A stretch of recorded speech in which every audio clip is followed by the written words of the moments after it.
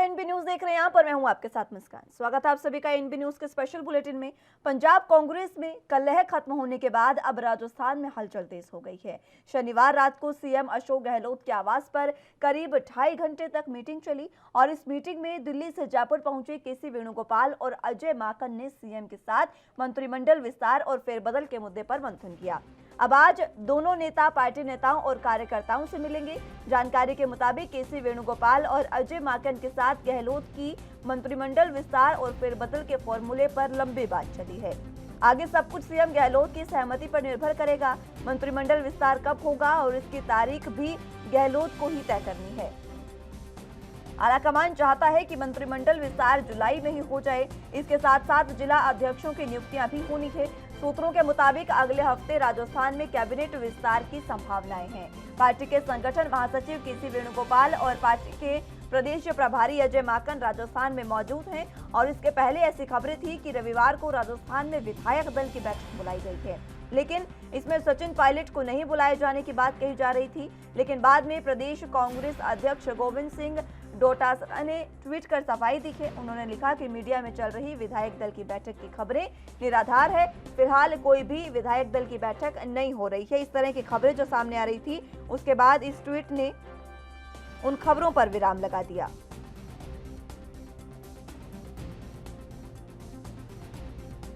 तो पंजाब के बाद अब राजस्थान की बारी है। जयपुर पहुंचे हैं अजय माकन और केसी वेणुगोपाल।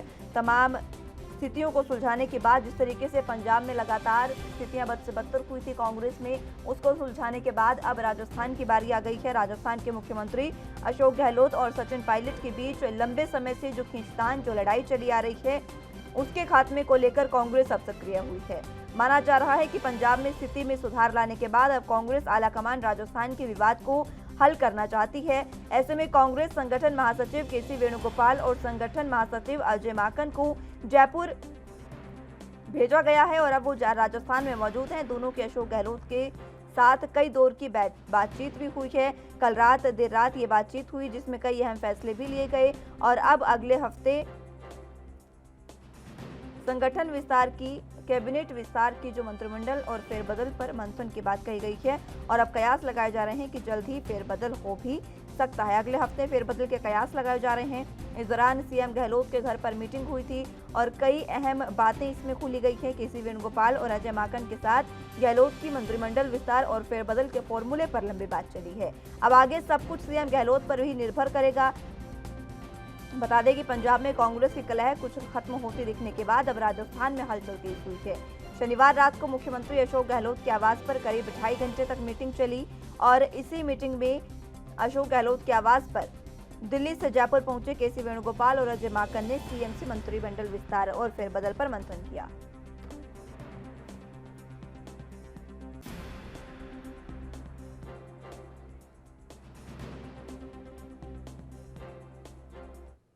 तो इसी पर आज हम चर्चा करेंगे। हमारे साथ तमाम पैनल मौजूद हैं, उनका तारुफ आपसे करवा देते हैं। राजेंद्र आर्या जो नेता कांग्रेस से हमारे साथ मौजूद हैं, बहुत स्वागत है सर आपका।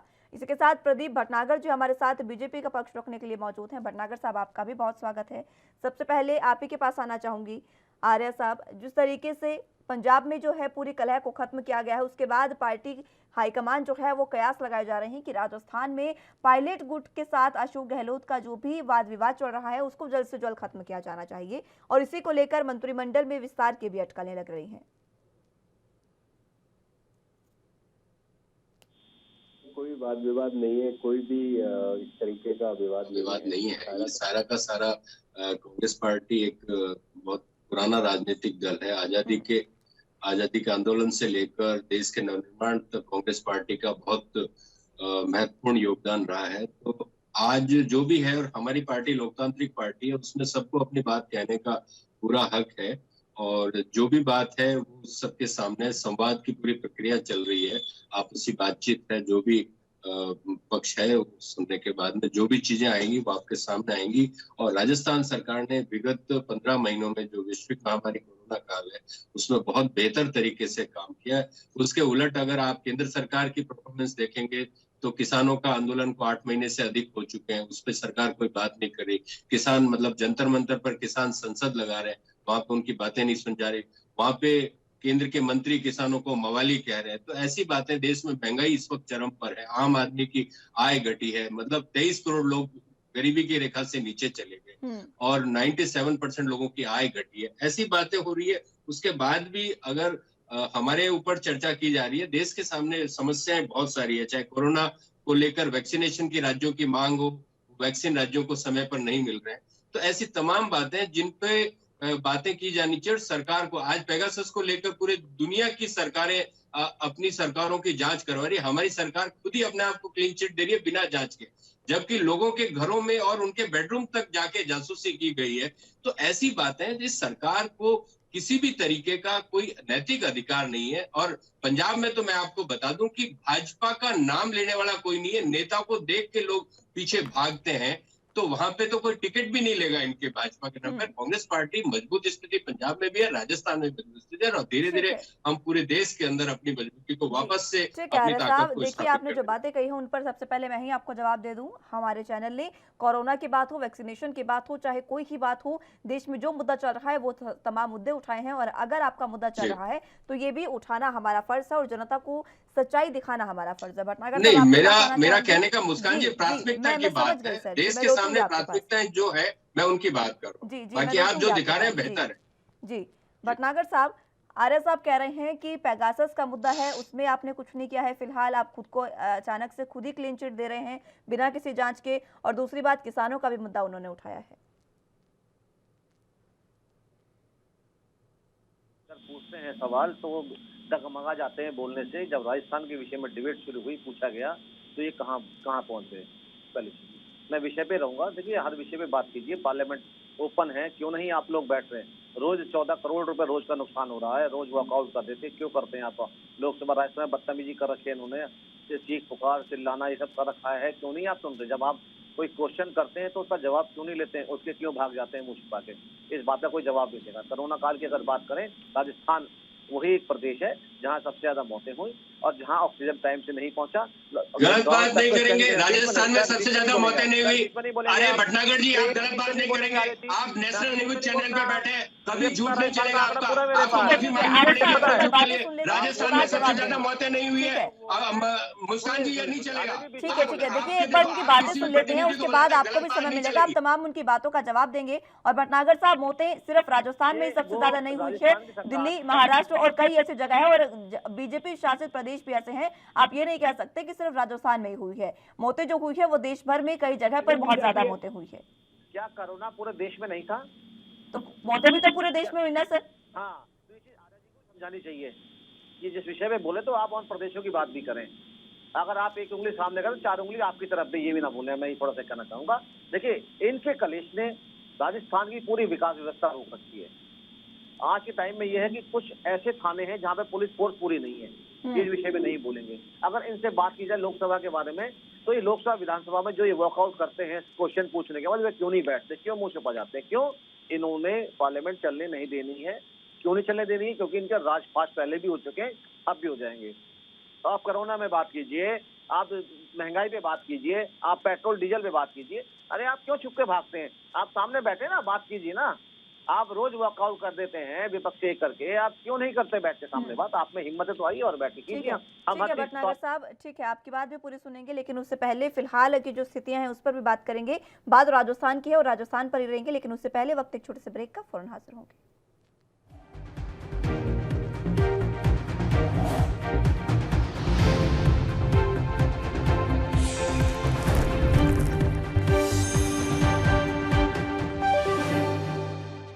ब्रेक के बाद एक बार फिर से स्वागत है आप सभी का। बात तो राजस्थान के मुद्दे की कर रहे हैं, जिस तरीके से मंत्रिमंडल विस्तार की अटकलें लगातार लगाई जा रही हैं और अब देखना होगा मंत्रिमंडल विस्तार कब तक होगा। और इसी पर चर्चा के लिए हमारे साथ दोनों गेस्ट मौजूद हैं, उन्हीं के पास सीधे चलते हैं। आर्य साहब, आपके पास आना चाहूंगी। मंत्रिमंडल विस्तार की ही बात करेंगे, देखिए बाकी तमाम मुद्दों को छोड़ के अभी अगर राजस्थान का मुद्दा है तो उस पर बात करेंगे। मंत्रिमंडल विस्तार की अटकलें लगाई जा रही है और कहा जा रहा है हाईकमान चाहता है कि अगले ही हफ्ते जो है वो कई अध्यक्षों की नियुक्ति होनी है, वो भी हो जाए और मंत्रिमंडल विस्तार भी हो।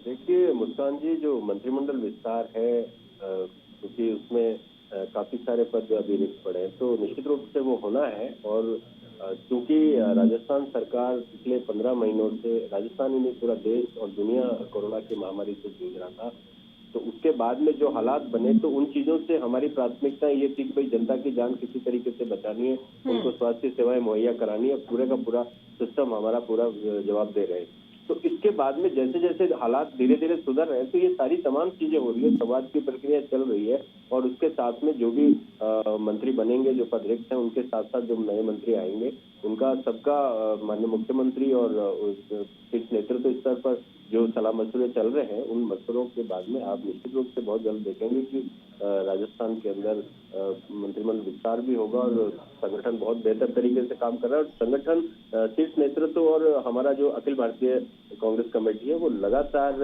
हमारे सांगठनिक स्तर पर और उनकी जो समीक्षाएं होती रहती है उन चीजों को करते हैं और हम एक जवाबदेह और पारदर्शी शासन देने में हमेशा विश्वास रखते हैं। तमाम योजनाएं हो, चाहे कोरोना काल के अंदर माननीय मुख्यमंत्री जी ने किसी भी चीज की कोई कमी नहीं रहने दी, चाहे तनख्वाहों की बात हो, चाहे पेंशन की बात हो, चाहे लोगों को जो भी बेनिफिट देने की बात है, सारी चीजें समय पे पहुंची है। हम बहुत ही आर्थिक संकट से गुजर रहे हैं, फिर भी हमने सरकार की तरफ से लोगों को कोई तरह की कमी नहीं है। ठीक है भटनागर साहब, आपने तमाम स्थितियां देखी हैं। देखिए पंजाब में जो स्थिति थी उसको बहुत ही बेहतरीन तरीके से कांग्रेस ने पूरे तरीके से खत्म कर दिया है। जो चीजें चाहिए थी वो चीजें वहां पर हो गई है और अब नवजोत सिंह सिद्धू और कैप्टन अमरिंदर सिंह के बीच में भी जो तनातनी थी वो भी खत्म हो गई है। काफी लंबे समय बाद वो एक मंच पर भी दिखे और यही स्थिति अब राजस्थान में होने जा रही है। जल्द ही यहाँ पर भी पूरे तरीके से विचार करके चीजों को संभाल लिया जाएगा। कहीं ना कहीं फ्रंट फुट पर कांग्रेस खेल रही है। लोकसभा चुनाव जो आने वाले हैं 2024 में, उसको लेकर कहा जा सकता है कि ये पूरी तैयारियां हो रही है और हर राज्य में अपनी पकड़ बनाई जा रही है। ये जितनी मर्जी पकड़ बना लें, इनका चोपड़ा साफ है। पंजाब से भी और राजस्थान से और केरला से, जहाँ भी देश में सरकार है। मैं बता दूं आपको, मैं जो भैया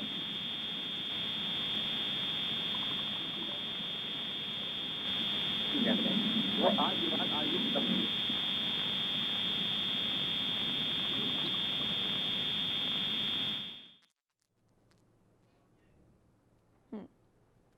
भटनागर साहब, तकनीकी कारणों की वजह से आपकी आवाज हम तक नहीं पहुंच पा रही हैं। जरा देखिएगा, कोई शायद म्यूट हो गया होगा आपकी तरफ से। तब तक मैं आर्य साहब आपके पास आना चाहूंगी। क्या ये बात सही है कि 2024 में जो लोकसभा चुनाव होने हैं उसको लेकर पूरी तैयारियां हैं और फ्रंट फुट पर अब कांग्रेस खेल रही है? हमेशा से ही जनता से जुड़ी हुई चीजों को, जनता को ही हमेशा एक पारदर्शी शासन देने की बात करती है। हेलो, हाँ फर्स्ट क्लास आ रही है।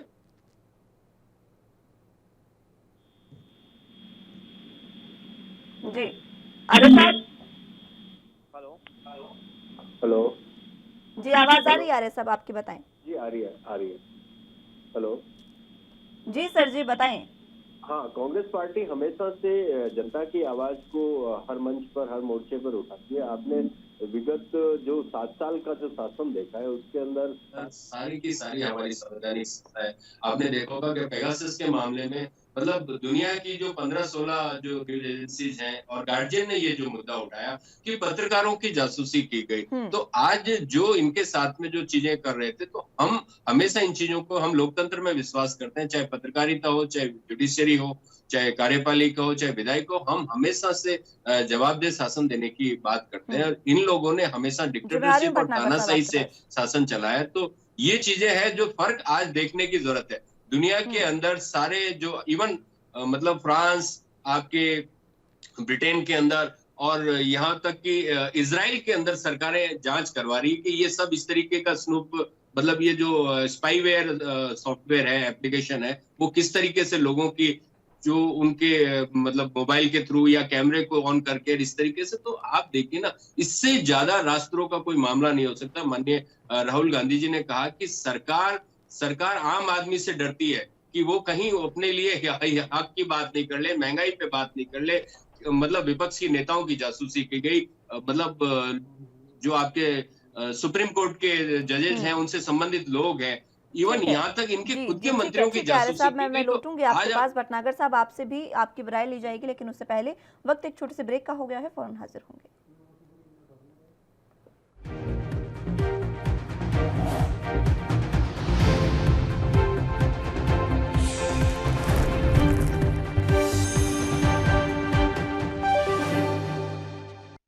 ब्रेक के बाद एक बार फिर से स्वागत है आप सभी का। सीधे रुख पैनल की ओर कर लेते हैं। भटनागर साहब, आप तमाम बातों में कुछ कहना चाह रहे थे, पहले भी आपकी बात अधूरी रह गई थी, पूरी करिए सर।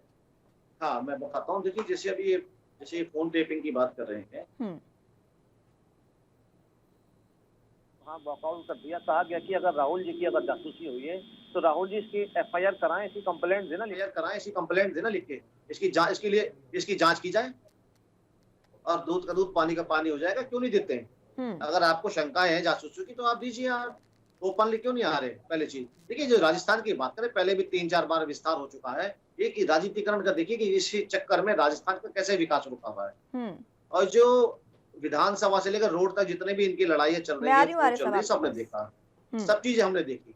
मगर क्या है, जो बंटवारा है जो बैगों का, वो हो नहीं पा रहा है। बंटवारा की चीज का केवल बैग जो है ना, बैग का बंटवारा है। क्योंकि हमने तो वो भी देखा कि आदरणीय प्रियंका जी कैसे 10 लाख मास्क चोरी करके मंगवाती है दिल्ली, वो भी देखा हमने। और हमने तो बहुत कुछ राजस्थान में देखा, कैसे स्कैनिंग नहीं की गई गाँव के अंदर, गाँव में डिस्पेंसरी तक खोली नहीं गई, हमने वो भी देखा कोरोना काल। आप जो पंजाब की बात करें, पंजाब की बता दूं मैं, आप ये देखिए पंजाब में इतने सीनियर अगर इनके पास लीडर है तो सिद्धू जी को क्यों बनाया गया अध्यक्ष? क्या उनमें इतनी गुणवत्ता है जो पुराने नेताओं में नहीं है? हर चीज का एक राजनीतिकरण किस टाइप से करते हैं, शुरू से इनकी मंशा रही है। ये बहुत पुरानी पार्टी है, राजनीतिक पार्टी, जिसने हमेशा दलित को दलित और मुस्लिम को मुस्लिम और गरीब को गरीब बना के एक चश्मे से देखा और उन्हें वहीं का वहीं छोड़ दिया उन्होंने। आज नहीं जेलसी चीज की है कि आज भारत क्यों विकास कर रहा है, क्यों चीजें चेंजेस हो रही हैं, हाईवेज क्यों बन रहे हैं। सिद्धू को अध्यक्ष बनाया गया, वो पार्टी हाईकमान का फैसला था और वो पार्टी की अंदरूनी बात है, ठीक है, वो जिस मर्जी को बनाए वो उनकी मर्जी है। दूसरी बात, आपने एक बात कही, उसका मैं जवाब आपको देना चाहूंगी। अभी आपने कहा कि जिस तरीके से लगातार पहले भी मंत्रिमंडल का विस्तार हो चुका है, इससे देश का, राज्य का विकास जो है वो रुका हुआ है। इस बात पर मैं आपको जवाब ये देना चाहूंगी साहब कि देखिए, उत्तराखंड में जिस तरीके से जब आपसे पूछा गया था कि बार बार सीएम बदल रहे हैं, तब आपने ये बात कही थी कि सीएम बदलने से विकास नहीं रुकता है। और अब आप, अगर कांग्रेस इस तरीके से विस्तार कर रही है, तब आप विकास की बात कर रहे हैं। आर्य साहब भी कुछ कहना चाह रहे हैं आपकी बातों में। जी, मैं आऊंगी आपके पास। आर्य साहब कुछ कहना चाह रहे हैं। ये मतलब आपके चैनल पे बैठकर झूठ बोल रहे हैं। इनसे पूछे कि कब विस्तार हुआ भाई मंत्रिमंडल का? राजस्थान सरकार 2018 दिसंबर में बनी है, कौन सा विस्तार हुआ? इनको खुद पता नहीं इस बात का। ये क्या बात करते हैं, मतलब कोई तथ्य है नहीं। और इस तरीके से मतलब पाठशाला है और शुरू हो जाते हैं तो झूठ झूठ झूठ बोलते ही चले जाते हैं। अरे भाई, सच बोलो, कुछ पढ़ो, कुछ देखो, तथ्य के साथ में बातचीत करो। बिना तथ्य के बात करना मेरे ख्याल से नेशनल चैनल पर शोभा नहीं देता है। प्रदीप जी, आपसे बिल्कुल आपत्ति है, आप झूठ ना बोले प्लीज। अगर आपके पास में बोलने के लिए कुछ नहीं है, मैंने हटाया था क्या? कृपया चुप रहे। आप ये बताइए ना, कब हुआ राजस्थान का मंत्रिमंडल का विस्तार? पहले कार्यकाल में। अरे जी, और क्या राजस्थान में सबसे ज्यादा कोरोना से मौतें हुई? क्या आपको आंकड़े पता है? क्या आपको गुजरात के आंकड़े पता है? क्या आपको उत्तर प्रदेश के आंकड़े पता है? क्या आपको केरल के आंकड़े पता है? कर्नाटक के पता है?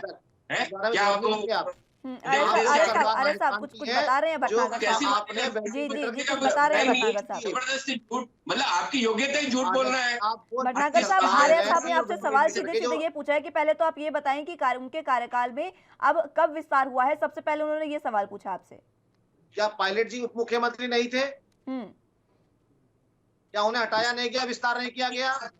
आप समझिए ना इस चीज को। आप विस्तार की बात कर रहे हैं, ये मंत्रिमंडल जो 2018 में बना था वही चला आ रहा है। इसलिए आप फालतू की बात नहीं बेचे। आप किसानों के मुद्दे पे किसानों को न्याय दे दीजिए। जो पीएम केयर फंड से भेजे गए थे, तो न्याय दे दीजिए। 23 करोड़ लोग मैं कहता हूँ वो जवाब नहीं भेजे गए थे राजस्थान सरकार से, जो पीएम केयर फंड में भेजे गए थे। आपने क्यों बेचे वो? आज आप बता दीजिए मुझे, आज राजस्थान के अंदर बिजली क्यों पूरी नहीं दी जा रही है? सर एक करके बोलिए सर। इस तरीके से ना तो बात समझ में आएगी और ना ही जनता का समय खराब होगा। एक करके बोलिए। मैं बता रहा हूँ ठीक है भटनागर साहब एक बार आर्य साहब की बात सुन लेते हैं। भटनागर साहब फिर मैं लौटूंगी आपके पास। आर्य साहब, क्रूड ऑयल के भाव अंतर्राष्ट्रीय बाजार में कम है, फिर भी ये सरकार बढ़ा रही है। कच्चे तेल के भाव कम होने के बावजूद भी पेट्रोल डीजल पर बढ़ा रही है। गैस की दाम राजस्थान सरकारों क्यों नहीं बोलते? आप जीएसटी और टैक्स कम करते हैं। भटनागर साहब मैं रोक रही हूं सर, उनके बातें सुन लेते हैं एक बार। है, आप इन चीज को देखिए ना। ये सरकार की बात कर रहा हूँ, क्यों नहीं जवाब दे रहे चीज के बारे में? पूछना चाहता हूँ मैं। राजस्थान सरकार के नुमाइंदे बन के बैठे। आपदा काल होती है, सरकार टैक्स वसूली नहीं कर सकती और ये सरकार आम आदमी का खून चूस रही है महंगाई के नाम पर। इस सरकार को शर्म नहीं आनी चाहिए कि 30% जो आप टैक्स ले रहे हैं, कब क्यों नहीं करते आप उसे? ठीक है ठीक है ठीक है। आर्य साहब पेट्रोल डीजल की आपने बात की, अगर ऐसी ही बात है आर्य साहब, अगर ऐसी ही बात है तो आप जिस तरीके से सरकार, राज्य सरकार टैक्स ले रही है, आप उसमें कटौती कर देंगे तो जनता को राहत मिल जाएगी। अगर आप पहल करेंगे, मुस्कान जी, तो चलो इस पे भी डिबेट कर अगर लेते हैं। आप मुस्कान जी, पहल चलो इस पे करेंगे भी आर्य डिबेट कर साहब, लेते हैं। अगर आप राज्य पहल सरकार के करेंगे तो कौन कौन शायद से केंद्र टैक्स होते हैं सरकार भी कर ले। बताइए। मैं लौटूंगी आपके पास, नहीं, लेकिन राजस्थान के पास में भटनागर कौन कौन से आय भटनागर के साहब की साधन बात है पहले सुन बताइए लेते तो हैं सही आर्य ना। साहब, भटनागर नहीं, साहब की बात सुन राजस्थान लेते के हैं। पास में आय के साधन क्या है बताइए आप मेरे को। राजस्थान एक मरुस्थलीय प्रदेश है, दूर दराज के अंदर फैला हुआ है, भौगोलिक स्थितियां इतनी विकट है। आप देखिए ना, रेगिस्तानी जितनी मेट्रो उसके सिटी है, बाद सब में बाढ़ और पानी का इतना बुरा त्रास है कि वहाँ मदद नहीं पहुंची जा रही लोगों के लिए। 25 सांसद जो राजस्थान के जीत के गए हुए हैं, वो सारे के सारे मुंह छुपा के बैठे हुए हैं। प्रधानमंत्री पानी के बारे में बहेगा, उसके बारे में नहीं बताएंगे, आंकड़े छुपा रहे हैं। है तो क्या हो सकता है। राजस्थान का ये दुर्भाग्य है 8 घंटे 10 घंटे राजस्थान के अंदर गांव शहरों में लाइट नहीं आती है, इस बारे में नहीं बताएंगे।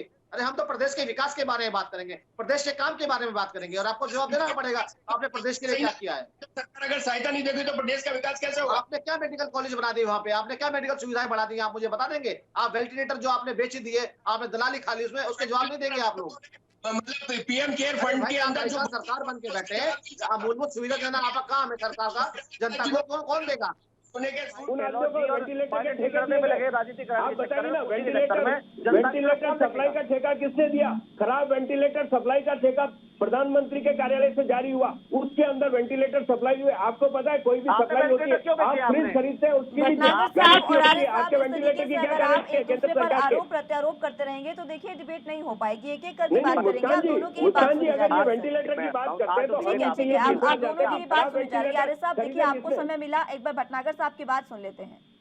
भटनागर साहब देखिए, समय की भी कमी है, आखिरी रिएक्शन आपका चाहूंगी। मुस्कान जी देखिए, बताइए आपने डिबेट रखी राजस्थान सरकार पे, मगर ये देखिए लोग पार्लियामेंट जाते हैं या कभी डिबेट पे कांग्रेस के जितने भी नेता प्रवक्ता बैठते हैं वो कभी विषयों पे बात नहीं करते, कभी जिस चीज पे डिबेट होती है कभी नहीं करते, ये भटका देते हैं पूरे डिबेट को। हमने राजस्थान सरकार पे बात करें, अगर राजस्थान की जनता ने इनसे अगर विकास के मुद्दों पे बात कर दी तो ये क्यों भागते हैं। अगर उन्होंने अगर मेडिकल के बारे में बात करते क्यों भागते हैं। राजस्थान के गाँव शहर सब में इतने गड्ढे हो रहे हैं उसकी बात करते थे क्यों भागते हैं। आज 8-8 10-10 घंटे लाइट वहाँ पे कटौती हो रही है इसकी बात करते हैं क्यों भागते हैं। अरे भाई, आप आज त्रास हो रहा है, जितनी मेट्रो सिटी राजस्थान की है आज वहाँ पानी से इतना त्रास है, बाढ़ आई हुई है, आप उससे बात करें तो क्यों भागते हैं आप लोग। अरे भाई, लोगों की जान बचानी है, आपको क्रूड ऑयल पीना है आपको। फिलहाल तो आप प्रदेश की भटनागर साहब, लोगों की जान बचानी है, उसके साथ साथ लोगों को जिंदा भी तो रखना है। लोगों को अगर इस तरीके से महंगाई की मार पड़ेगी तो कैसे जीवित रहेंगे लोग, ये बताइए। लोग अपना जीवन यापन कैसे करेंगे। ठीक है देखिए, समय की कमी है सर, मैं माफी चाहूंगी आप दोनों को रोकने के लिए। बहरहाल बहुत शुक्रिया आप दोनों का हमारे साथ जुड़ने के लिए और अपना कीमती समय हमें देने के लिए। लेकिन जिस तरीके से वाद विवाद चला, इस बीच सबसे महत्वपूर्ण ये होता है कि आगे मंत्रिमंडल विस्तार किस तरीके से होगा। और जिस तरीके से बात की है पेट्रोल डीजल की, तो पेट्रोल डीजल और महंगाई में जब तक कमी नहीं आएगी जनता की आजीविका पर सीधे असर पड़ेगा। फिलहाल के लिए मेरे साथ बस इतना ही। आप जुड़े रहिए एनबी न्यूज के साथ। नमस्कार।